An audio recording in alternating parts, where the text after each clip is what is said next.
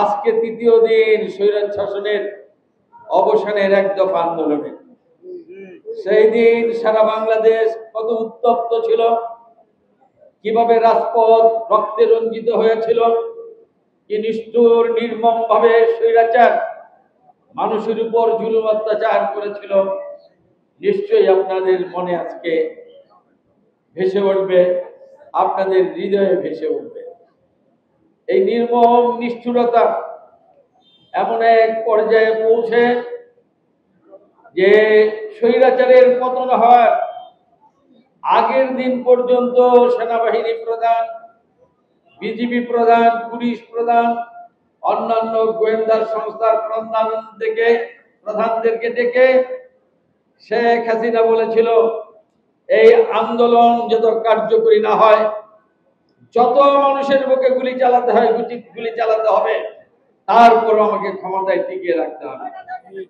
এত নিষ্ঠুর, এত রক্ত পিপাসু, এত পাষণ্ড হৃদয়ের কোন শাসক ইতিপূর্বে আর বাংলাদেশে আসে নাই।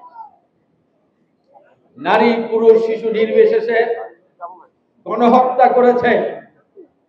জাতিসংঘের রিপোর্টে নিরপেক্ষ তদন্তের মাধ্যমে বেরিয়ে এসেছে, জুলাই আন্দোলনে ৩৬ দিনের আন্দোলনে ২০০০-এর উপরে মানুষ শাহাদত বরণ করেছে।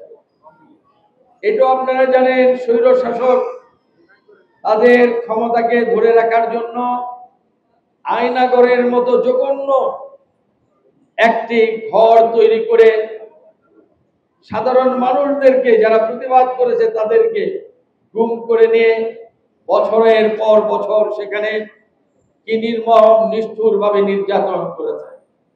কোন হিংস্র জন্তু বা পশুও এমন কাজ করতে পারে না যা শেখ হাসিনা তার লেফটেন্যান্টরা করেছে।